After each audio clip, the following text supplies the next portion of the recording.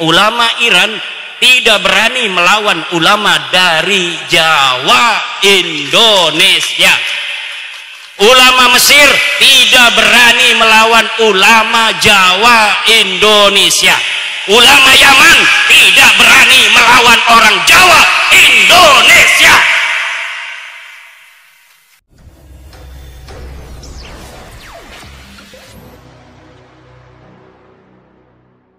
Kenapa sekarang saya menggunakan salah satu pendapat dari orang barat? Karena pendukung mereka namanya Rumel Abbas sekarang menggunakan orang barat, menggunakan kiai dari Mesir. Saya bantah, Syekh Ali Jum'ah tidak bisa jawab, itu orang Mesir.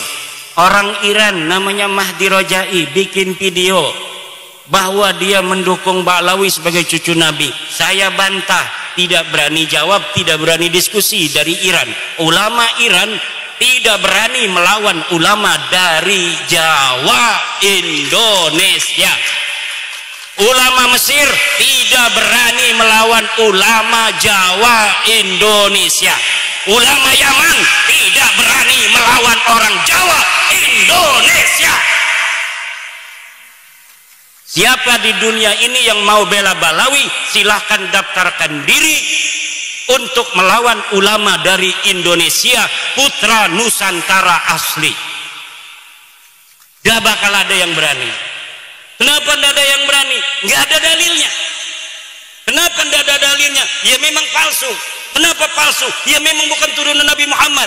Kalau bukan turunan Nabi Muhammad, turunan Nabi siapa? Nabi Adam. Sama sama saya, sama sama kiai, sama sama polisi, turunan Nabi Adam semua. Ya udah, kita udah, kata saya, kita bukan benci ente, Bib. Bukan benci, cuma ente salah. Ente bukan turunan Nabi, jangan ngaku-ngaku turunan Nabi lagi. Ayo kita, nggak apa-apa kamu bukan orang sini, haplogrupnya beda dengan kita juga. Kita anggap saudara di Indonesia.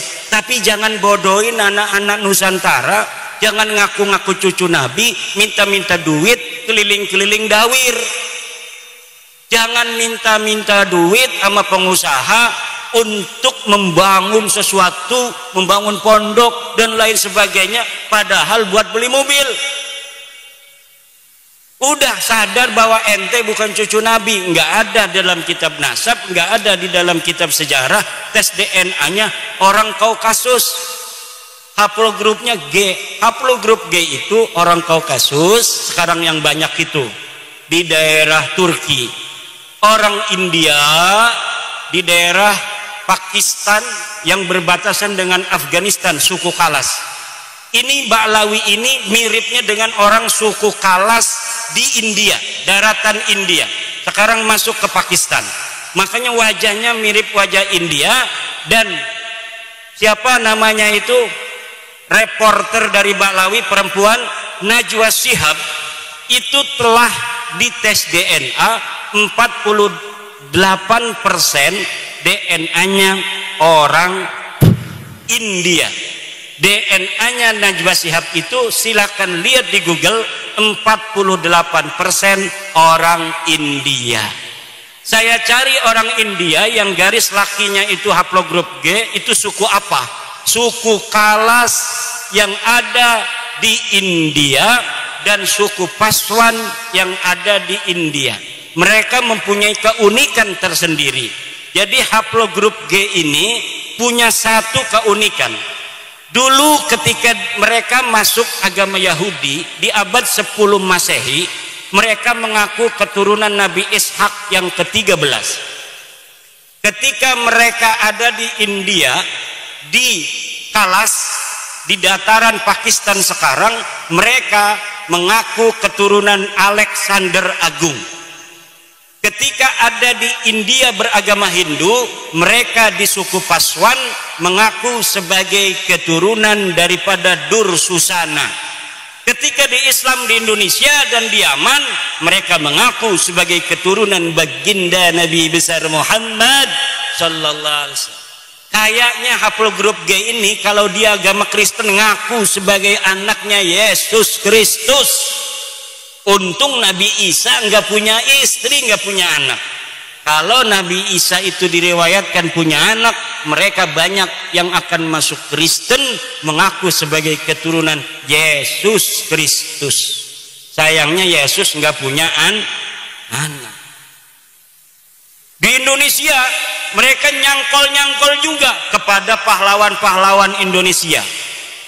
Ada yang mengaku keturunan Hamengkubuwono, ada yang mengaku sebagai keturunan Sunan Giri. Jalur lakinya kami dari Balawi, jalur perempuannya dari Sunan Gunung Jati. Ada yang ngaku ke Banten. Kebetulan saya ini salah satu nasabah di Banten sejak 2012. Jadi sudah agak hafal seluruh keturunan-keturunan Sultan Banten dan di mana adanya komunitas keturunan Sultan Banten. Ada seorang Balawi ngaku keturunan Sultan Banten dari ibunya katanya. Dari siapa? Dari Pangeran Mesir bin Sultan Ageng Tirtayasa. Saya langsung hubungi keturunan Sultan Mesir yang ada di Pontang, dekat dengan Kresek, masuk Kabupaten Serang. Betul nggak ada susunan nasab seperti ini yang dari keluarga Pangeran Mesir? Ini bohong Kiai, ini palsu. Mereka mengaku keturunan Jogja dari Hamengkubuwono II. Saya teliti, saya konfirmasi kepada peneliti nasab di Jogja, palsu. Ngaku Sunan Giri, palsu. Ngaku apa saja, ngaku kiai, ngaku ulama. Masa ulama nggak suruh baca kitab dari kiri ke kanan? Selama ini yang dibicarakan berarti bukan berdasarkan ilmu, berdasarkan hafalan anak-anak mau tampil pidato itu. Mau tampil pidato dia hafalin gitu, tapi ndak mondok, sehingga dia nggak paham.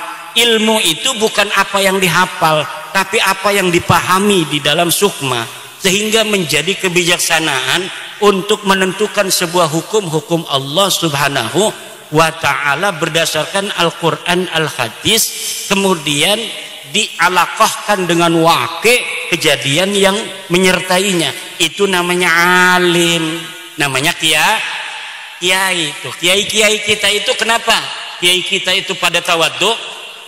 Karena ilmunya itu rasihun fi qulubihim, ilmunya masuk ke relung-relung jiwa, relung-relung hati mereka.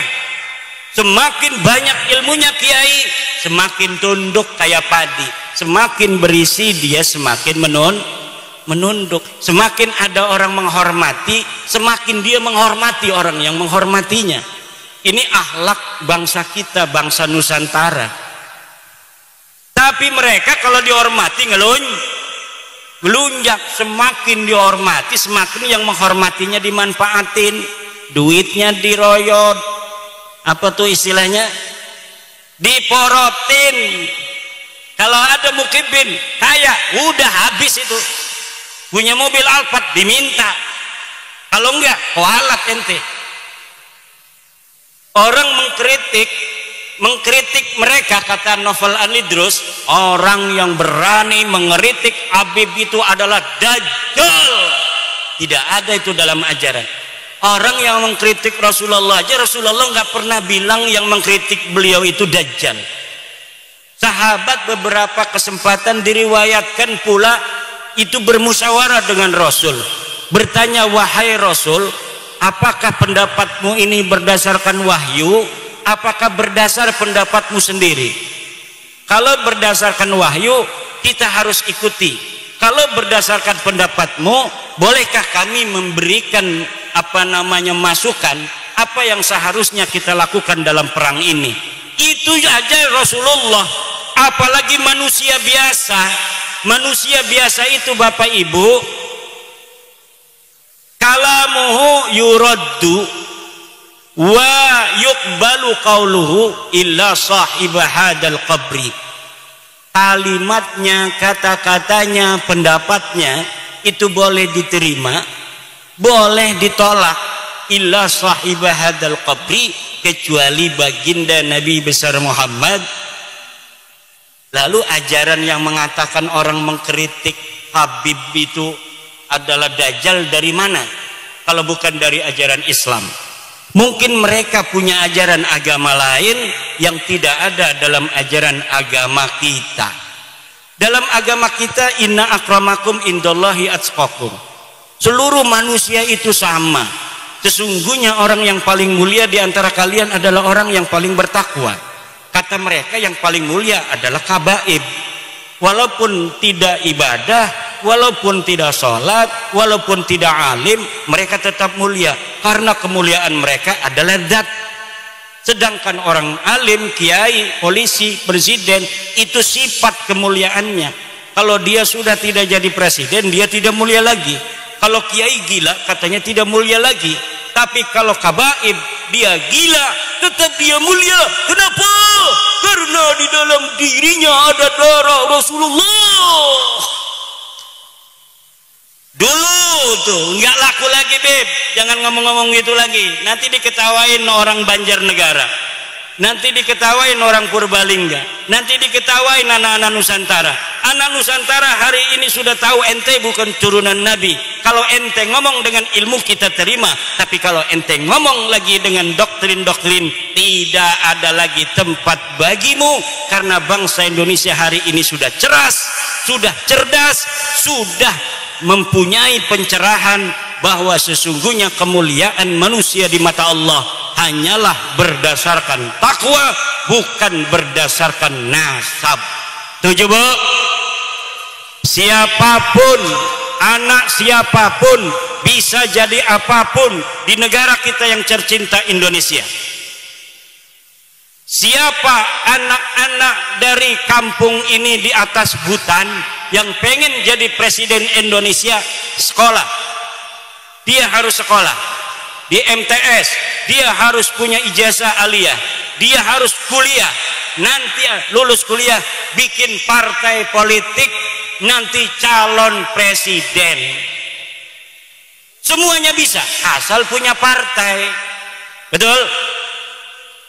Ini kemuliaan agama Islam sama ibu-ibu dengan kemuliaan yang diatur oleh Pancasila.